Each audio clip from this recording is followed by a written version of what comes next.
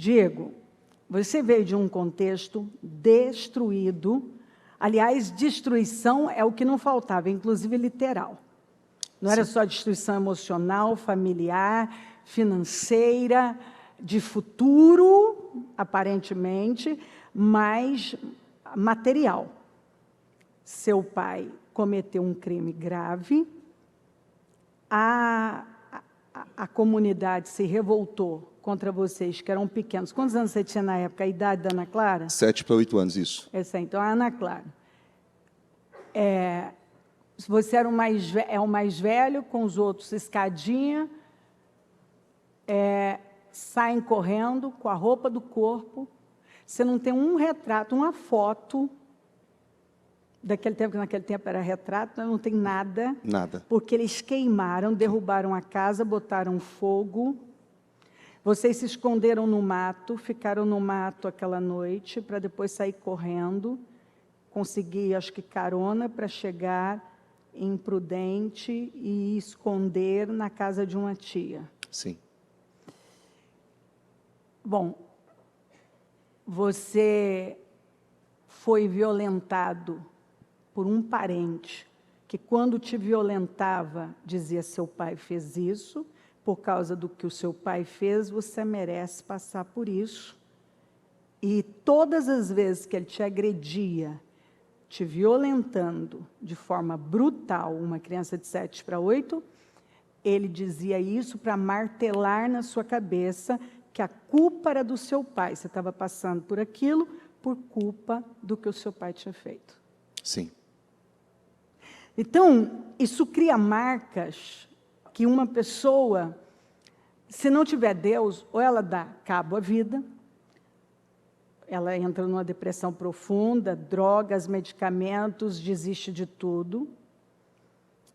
Ela pode se entrar num processo de loucura e querer repetir isso com outras pessoas, porque eu sofri desse jeito, então agora alguém tem que pagar essa fatura, que é o que eu vejo acontecer muito. Mas você, apesar de você ter entrado nessa depressão, de você ter ficado muito mal, até porque as condições eram terríveis, você foi literalmente, quando a gente fala que alguém foi tirado do lixo, eu sempre conto isso, no seu caso, não é de forma figurada como às vezes a gente usa, né? Um lixo de problemas, de tal.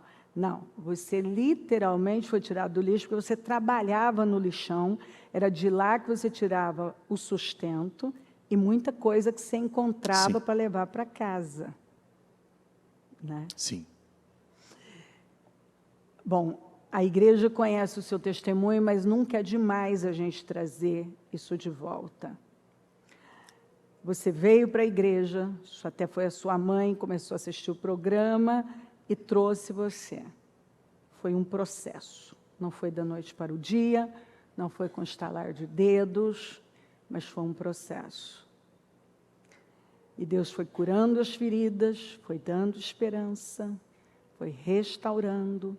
Você começou a acreditar que podia construir uma vida diferente, encontrou a Ana Paula e construíram essa família. Não foi da noite para o dia, foi um processo, sem desistir, com erros, com acertos, com vontade de acertar, muitas vezes não conseguindo, mas chegamos aqui, 23 anos depois, 27 anos depois. Chegamos aqui com essa família, né? Ana Vitória, Ana Clara, você ajudando pessoas, lutando, apoiando, realizando para o reino. Se não fosse Deus e uma perseverança de anos, você teria essa história para contar? Não, senhora. Nem vivo eu estaria. Porque, como eu disse para a senhora em outras ocasiões, que eu tentei suicídio 3 vezes. E eu não sabia o porquê que eu não tinha conseguido, mas Deus tinha um propósito. Não era para eu nem estar vivo, né? Que eu até contei para a senhora, uma vez eu tentei me jogar de uma ponte e eu não consegui. Outra vez eu tenho até a cicatriz, ó, aqui, ó. Eu tentei cortar, aqui, ó. Aqui. Eu tentei cortar o punho com a faquinha de serra. Tá mesmo? E começou a sangrar, e eu fiquei assustado, e doeu, eu sabia que não era para fazer aquilo. E outra vez eu peguei, na época eu tinha um amigo, as amizades. Mas você foi profundo, porque a cicatriz é significativa, né? De tanto tempo, ainda está aí. E uma outra foi um revólver 32 que eu peguei, coloquei na boca, eu apertei e não saiu. E eu não insisti, depois eu parei, mas tinha bala, não sei porquê, mas eu sei que era um propósito. Não era para eu estar aqui, vivo, né? Isso é fato, por todos os traumas, tantas ameaças que eu sofri por conta do abuso, né? O último abuso, que foi o checkmate, que eu ainda falei para a senhora, que foi o dia que ele deslocou o meu braço, né? Que ele falou assim, então eu vou te bater. Eu falei, então você vai me bater, vai me matar. Ele deslocou o meu braço, eu fiquei com o braço. Foi quando você se revoltou, que você não queria aceitar eu não queria aquilo, mais. Desesperado, e ele te machucou. Me machucou, bateu, deslocou o meu braço, né? Ao ponto de eu ter que usar tala, tudo. Bateu nas minhas costas, me deu vários murros, né? Me agrediu, me empurrou, me chutou. Então, assim, foi a última vez, porque eu me revoltei, eu estava revoltado. E foi pós essa situação que eu tentei os 3 suicídios. E Deus não permitiu, então não era para eu estar aqui, né? Então, e tantas revoltas, né, que aconteceram por conta da atitude do meu pai, tantas pessoas, no caso, nós saímos fugido, as pessoas, eu tenho essa imagem de ver a distância, né? Eu lembro de nós atrás de uma cerca, né? E à distância nós vemos as pessoas empurrando a casa, derrubando a casa, né? E de longe depois a gente vê o fogo na casa, né? Que eles colocaram fogo na casa. Então, aquilo foi assim muito assustador, porque foi perto da tarde, assim, das 4 e pouco para o finalzinho da tarde. Então, à distância a gente conseguia ver, né? Aquilo, a casa pegando fogo e assim. E não sobrou nada. Nada. Eu não tenho uma foto. Tudo que vocês tinham foi destruído ali. Tudo. Não tem uma foto. Saíram com a roupa do corpo. Você disse que descalço, de shortinho. Sim. Do jeito que estava em casa. Para salvar a vida. Minha mãe desesperada, né, com as 3 crianças, né? Meu irmão ainda menorzinho, eu lembro dela pegar ele correndo no colo porque não conseguia correr. Assim, é devastador a cena. Eu tenho essas lembranças, né? E graças a Deus hoje eu tenho uma paz para falar, porque até muito tempo a senhora sabe que eu não conseguia nem falar, né? Sim. Sobre isso, porque eram situações que me martirizavam muito, né? Então hoje eu tenho paz para falar, porque eu sei que tudo tem um propósito, né? Tudo que aconteceu Você tem um perdoou propósito. seu pai? Perdoei meu pai. Que foi outro trabalho, foi algo bem difícil para você, né? Foi bem desafiador. Foi bem desafiador. Foi numa situação, numa viagem que eu tive que fazer, né? E eu fui para São José do Rio Preto, porque eu saía de lá, o voo, e atrasou, remarcou, e eu, lá em Rio Preto, tem várias igrejas. Eu liguei para vários pastores para repousar lá, porque eu não queria ficar na casa da minha mãe, porque eu não tinha um bom relacionamento com meu pai. Liguei para vários pastores, nenhum deles atenderam. Eu liguei para minha mãe. Já. Liguei para minha mãe, e a minha mãe falou, olha, pode ir em casa. Só que a minha mãe não falou que ela não estava em casa. O meu pai estava lá. Quando eu cheguei lá, meu pai estava com um tubo de oxigênio, que ele já estava mal de saúde. E naquela noite, né, eu me reconciliei com meu pai. Meu pai falou tudo o que ele fez. Até então eu nunca soube. Que a minha mãe sempre poupou a gente, nunca falou. Eu nunca soube que meu pai tinha cometido aquilo. Um determinado tempo, na Celso Garcia, que eu acredito que era até pior, porque você não entendia porque tanto sofrimento, né? Porque ele estava preso e os advogados nunca falavam nada, sempre muito dinheiro, e não saía. Eu falei, poxa, mas por que não sai? E aí, uma certa ocasião, na Celso Garcia, eu soube que ele tinha cometido, até então não sabia, eu fiquei em pânico, né? Porque assim, como isso? E minha mãe não falava, eu tive encontro com a minha mãe, falei com ela, depois daquele dia, eu criei uma revolta com o meu pai, assim, eu me fechei. Até então eu chamava ele de pai, depois eu falava ele como aquele cara, desse jeito, eu não tratava ele como pai. Então, se ele entrava num cômodo, eu saía. E tantas situações assim, a gente teve várias divergências, a Ana Paula presenciou algumas, e essa revolta, porque assim, eu sofri o abuso, e as pessoas falavam que eu estava sofrendo abuso por causa do meu pai. Eu falava, mas o meu pai não fez isso. O que o meu pai fez? Porque até então eu não sabia. Então, assim, isso me causou, eu me fechei com ele. Até que em 2019 ele pegou... Ou seja, aquele abusador falava para você, mas dentro de você, aquilo não fazia sentido. Porque eu não sabia. Porque eu não sabia, não entendia. Minha mãe sempre, né? E é aí que vem a revolta e a impotência, porque a injustiça fica cada vez maior, né? Sim. Ela só aumenta, né? Sim. E foi tão sério isso, bispo, porque eu cheguei a um ponto de quase agredi-lo, né? A minha mãe que não deixou, né? Eu cheguei ao ponto de quase agredi-lo. A gente estava num carro, ele começou a falar e eu falei para ele assim: você sabia que eu fui abusado, né? Numa conversa que a gente estava, e ele falou assim: você é homem. Você é homem. Bateu no meu ombro e falou: você tem que aguentar isso. Na hora eu puxei o freio de mão do carro, eu parei o carro muito rápido, eu saí. E a minha mãe: o que você vai fazer, pelo amor de Deus? Eu falei assim, e eu comecei, né? Fui bem grosso com ele naquele dia. Porque o seu pai, até ele se encontrar num estado terminal, ele não mostrava arrependimento, né? Nenhum, bispo. E ainda sarcástico, Muito, né? Ele tinha isso. Muito, muito, muito. Ao E ponto, olha que ele gemeu na prisão, hein? muito, bispo. Ele Foi gemeu. abusado. Teve uma cicatriz que ele teve um corte, que fizeram um corte nele. Ele foi abusado muito na prisão. Muito, ele sofreu muito. Então, assim, nesse dia que ele... E ele não saiu melhor, né? Saiu muito pior, inclusive com a família, né? Muito, bispo. Assim, ao ponto de... Minha mãe fez tudo o que podia fazer por ele, ajudar, acolher, tudo, tudo. Traiu a minha mãe, bebia, fumava, com pornografia dentro de casa, na casa da minha mãe, né? No caso eu não morava com ela. E ao ponto, assim, de viver na rua. Ele chegou um tempo que ele morou na rua, porque ele não queria, porque a minha mãe não aceitava. Muito trabalho ele deu para minha mãe. Então, assim, minha mãe até após ele pegou essa doença, que ele pegou uma doença pulmonar, e aquilo foi acarretando, e ele fumando muito, mesmo com a doença, fumando, bebendo, fazendo tudo. Chegou no hospital que foi, assim, checkmate. Ele recebeu uma pessoa que foi da igreja lá, fez a oração de confissão, ele aceitou. Jesus, eu acredito na salvação dele. Só que se Deus não tivesse permitido, ele não teria sido salvo. Ele teve que se encontrar numa situação, assim, impossível. Tanto que morreu mesmo, né? Infelizmente. Foi salvo, e quando ele creu em Jesus, logo ele faleceu. Sim.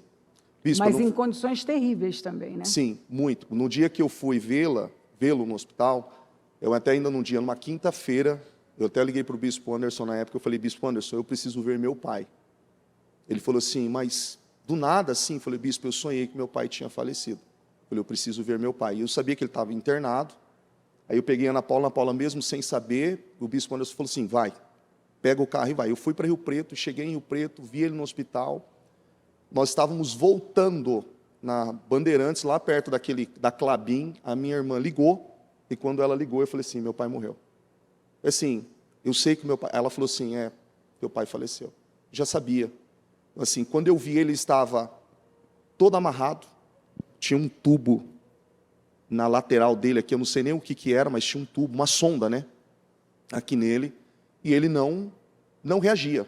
Eu falei com ele, eu acredito que ele me ouviu, mas ele não respondeu, e ele faleceu, né? E eu me senti eu senti em paz, porque o que eu tinha, aquele dia que eu estive em Rio Preto, que eu me reconciliei com ele, que ele falou tudo, ele pediu perdão e falou tudo, até coisas assim que eu nunca imaginei, né?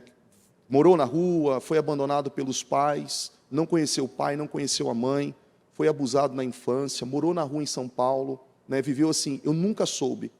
E assim, nesse dia a gente se reconciliou, eu perdoei, ele me perdoou, nós choramos muito aquele dia. Resumindo, ele repetiu a história do pai dele, e você tinha tudo para repetir a história do seu pai, do seu avô, e assim por diante. Sim. A risca foi feita. Sim. E a senhora, muitas vezes, a senhora falou isso pessoalmente comigo, algumas vezes, a senhora falou assim: você precisa resolver isso. E é algo familiar, a senhora falava. A senhora até então não sabia, até porque não entendia, porque eu nunca sabia também, eu não sabia do que se tratava. E a senhora, ainda no estudo da Celso Garcia, ainda numa reunião de pastores, só falou: você precisa resolver isso. tem alguma coisa com o seu pai, alguma coisa. E eu não entendia aquela situação. E depois, né, de um tempo, foi que aconteceu essa situação e eu resolvi, porque até então eu era uma pessoa arrogante, orgulhosa, fechada, né? Então, assim, eu tinha várias situações que eu não sabia que não estavam resolvidas. Então, enquanto aquilo não foi, como a senhora mencionou, não foi feito esse risco no chão, aquilo não cessou. Aquilo estava, e isso estava literalmente prejudicando meu casamento, prejudicando o crescimento da Ana Vitória, porque de uma certa forma eu era mais duro, eu era mais rude, né, com ela, por conta de todas aquelas amarguras que eu vivia e eu não tinha, né, a noção daquilo, o quão grave aquilo estava sendo. Né? Então, essa risca no chão foi feita e meu pai faleceu, fiz o culto fúnebre dele, a Ana Paula ainda achou que eu não ia conseguir fazer, fiz o culto fúnebre dele e eu senti paz no culto fúnebre dele, porque eu sei que se no hospital, bispa, com a sonda, o soro, ele saiu numa área do hospital, pegou um cigarro escondido e foi fumar no hospital, sabendo que ele não podia. Então, assim, eu sabia que se ele saísse do hospital, o diabo ia tragar, ele não ia ser salvo. Ele não ia. Meu pai precisou ser amarrado, sedado, como ele estava no hospital, porque ele estava, assim, insuportável, não tinha condições. Deus precisou parar ele e dizer assim, eu quero a sua alma, por conta da família que orava, não por ele, porque por ele estava jogado. A família que não desistiu. Família que não desistiu. Diego, esse retrato que a igreja vê aqui é o retrato da fé, de uma entrega a Deus profunda. Constância, continuismo, aquilo que a senhora fala. Essa fé, continuar e não desistir. Porque é o segredo, não tem como. Né? Porque por mais de tudo aquilo que as pessoas falaram, ou de tudo aquilo que uma pessoa possa buscar fora disso, ela não vai encontrar se não for em Jesus. Exatamente. Ela não vai encontrar. Ana Paula, resumidamente, o estado dele emocional afetou vocês.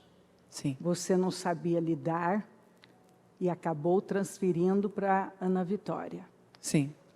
Prejudicou muito, por anos, a vida dela, que depois você já contou o testemunho da reconciliação das duas, Sim. dessa barreira que foi quebrada, porque é uma cadeia, né?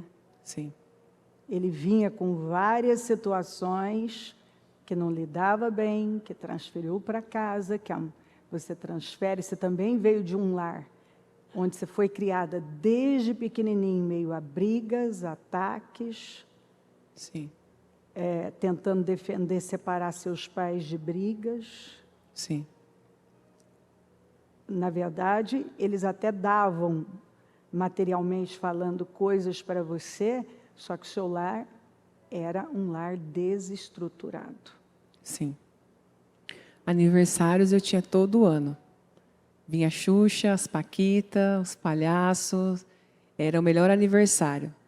Mas aí quando acabava, ou até mesmo durante a festa, alguma coisa acontecia, né? Alguma discussão, algo. Você disse que era uma rotina. Sim. Brigas. Você chegou num nível de esconder facas com medo de seu pai matar sua mãe. Sim. Que ele tentou uma vez. A gente sentava na mesa. Até hoje eu ensino as mulheres a questão da mesa, né? E eu conto meu testemunho. Eu não conseguia, muitas vezes, engolir em paz aquela comida. Eu comia rápido para sair logo da mesa, porque eu sabia que alguma briga ou alguma discussão ia acontecer. E aí teve uma vez que ele levantou e pegou a faca. Aí eu peguei na mão dela e saí correndo para fora. Aí chamaram a polícia. Um inferno. Um inferno. E mesmo tendo tudo também, eu tentei me suicidar também 3 vezes. Veneno de rato, veneno de barata. Peguei a faca, coloquei próximo da minha barriga.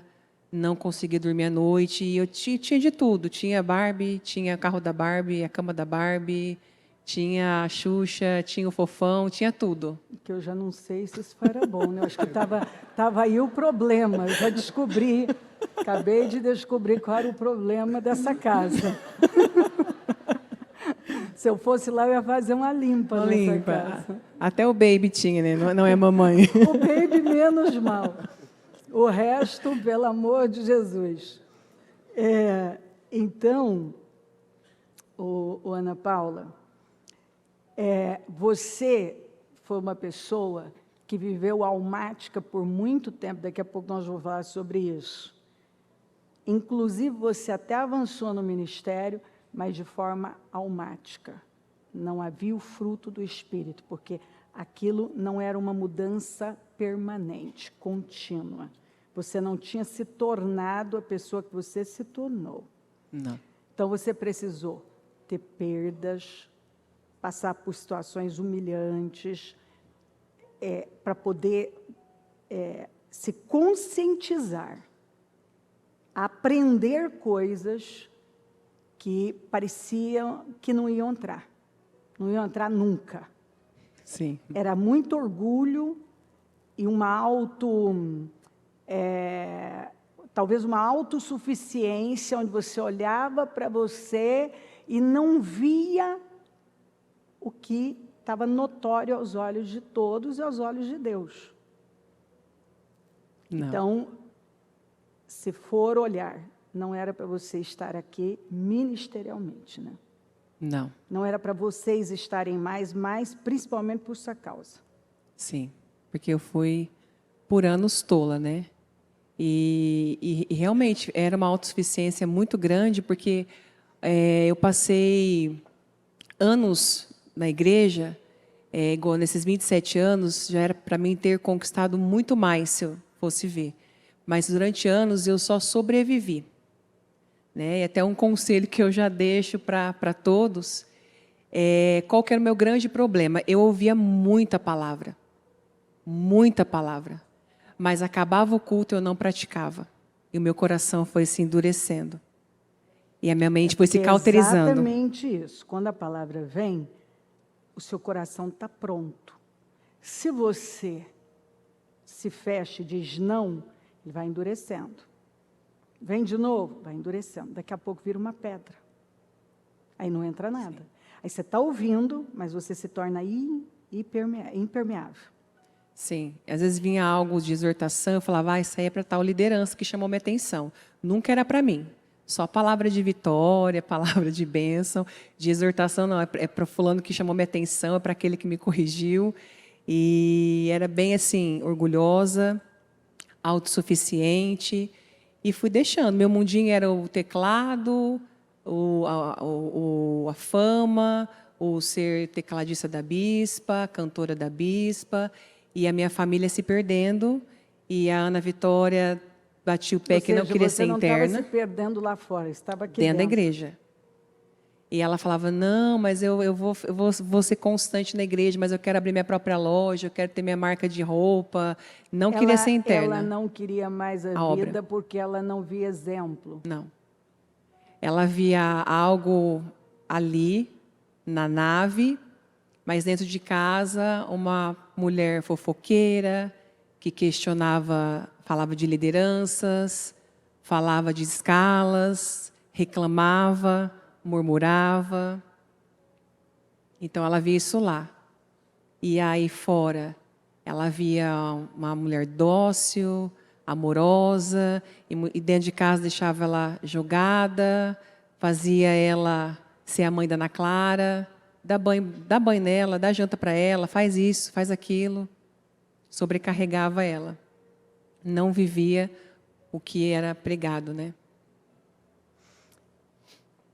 E muitas vezes eu estava lidando com essa questão, porque a minha preocupação era o que estava acontecendo com ela. Você até ouvia, naquele momento, fingia que acatava, mas remoía aquilo, né? Uhum. É aquelas frases clássicas, né? Não é bem assim. Não é tudo isso, não. Eu vou passar, igual o Gideão, né? Não, mais uma vez vai passar. Até que ela cresceu e você viu os danos. Estourou na minha face. Como eu sempre falo. Estoura. E aí a gente fica desesperada. Porque eu mentia também, manipulava. Aí a pastora Jéssica muitas vezes chamava na escolinha situações que ela não era precisa nas palavras. Porque a porta que os pais abrem afetam os filhos. Sim, As guerras que os pais não lutam, os filhos terão que lutar. Bom,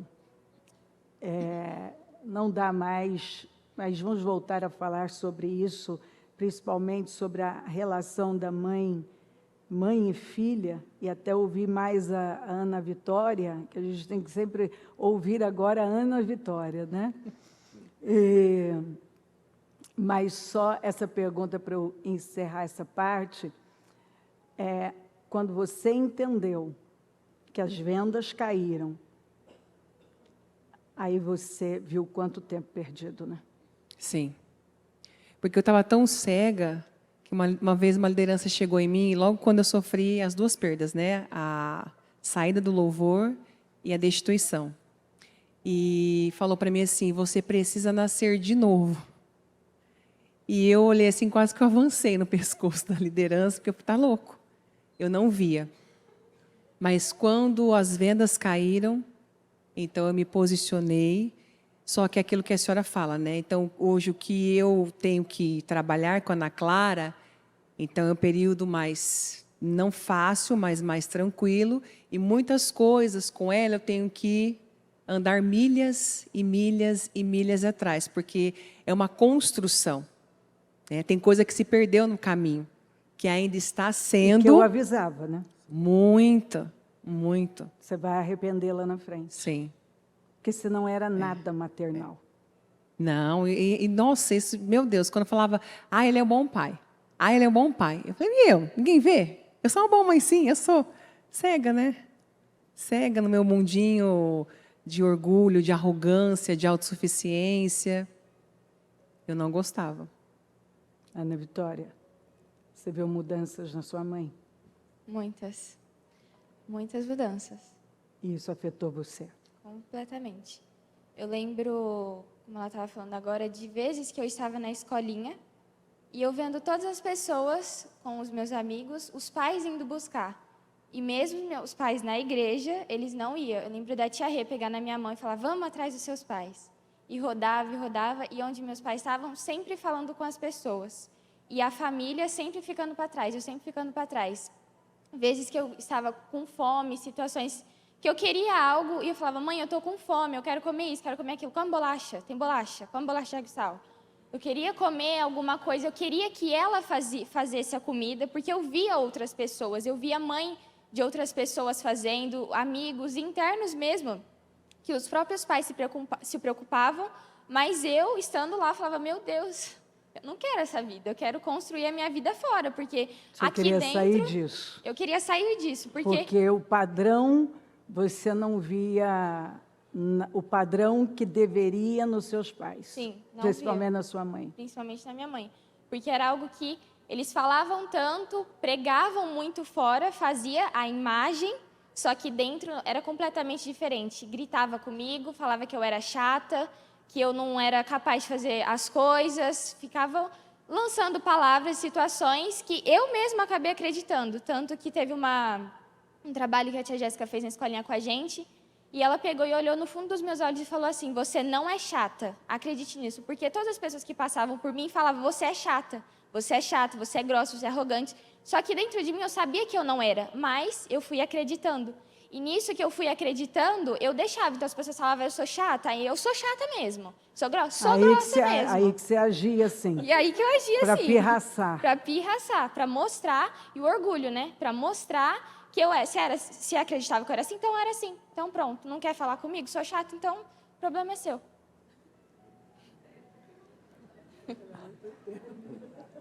Ana Vitória, você conseguia ver que esse não era o padrão que estava sendo ensinado, mas ao mesmo tempo você não conseguia ver seus pais se alinharem ao padrão, Sim. Correto?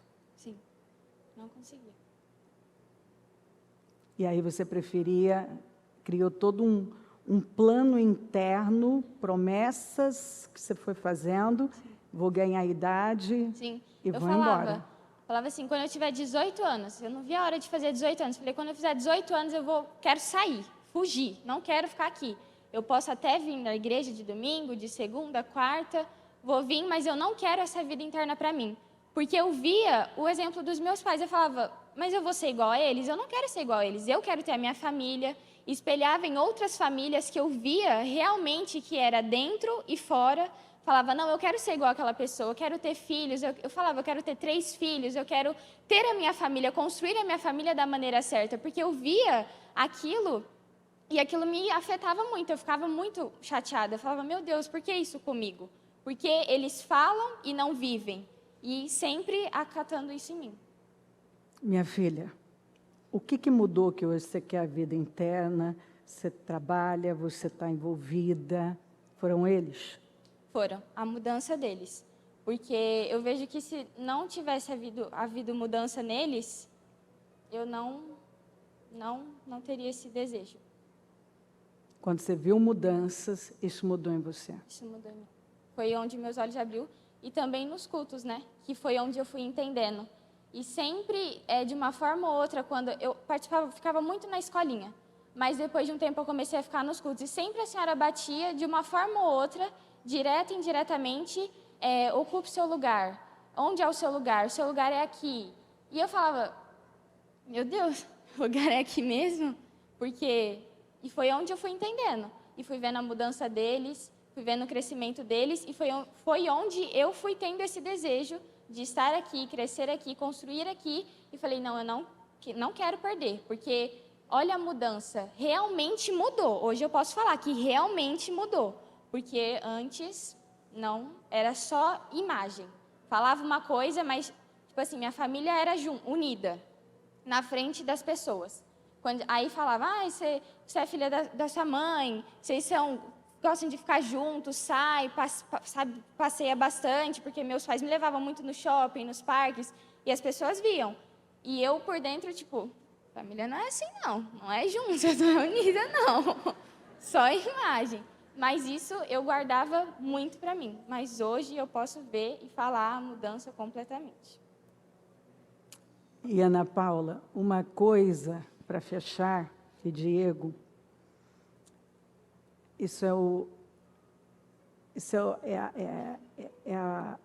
como é que fala? É o que eu uso sempre de pronto, de início, é linha de entrada. Se você perder sua família, você subiu a montanha errada. Se você hoje, você escandaliza, você pode transformar aquele que foi apresentado no altar num ateu. Então, hoje a gente pode ver que o motivo de tantos jovens detestarem até Deus tem a ver com o exemplo que eles viram dentro de casa. Com certeza.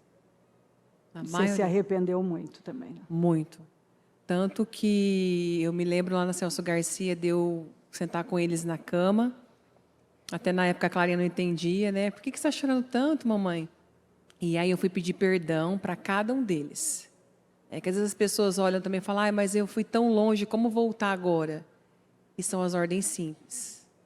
Então eu sentei, olhei nos olhos deles, pedi perdão e fui começando a construir uma nova história. E tendo essa disposição. Porque aí é um recomeço, não é um começo. Com a Clarinha, já, entre aspas, já é mais fácil, mas você já com tá ela... fazendo do jeito que tem que ser. Agora, na terça, ela vai fazer 17 anos. Então, 17 anos não são 8 anos. Então, tem coisa que eu perdi ao longo do caminho, né? Até mesmo essa questão de nos abraçar, nos beijar, é desses tempos para cá, porque eu era meio seca com ela, não abraçava, não beijava. Então, coisas pequenas que fazem a diferença. Uma construção. Dia após dia. Dia após dia. Para ter essa família. Para ter essa família. Que agora é de verdade. Que agora é de verdade. E muitas vezes, tentando construir, eu falo para as mães, né, de jovens, muitas vezes ainda vinha rebeldia, cara feia, mas eu entendia que aquilo era o reflexo do que eu plantei. Então, a gente tem que ter essa estrutura, essa maturidade de muitas vezes não é ser grossa ou bater de frente com esse jovem, mas entender que aquilo ali foi uma construção. Então, como a senhora falou, agora você tem que voltar, é um recomeço. Exatamente. Ter paciência e ir, que Jesus ajuda, dá graça. Muito obrigada.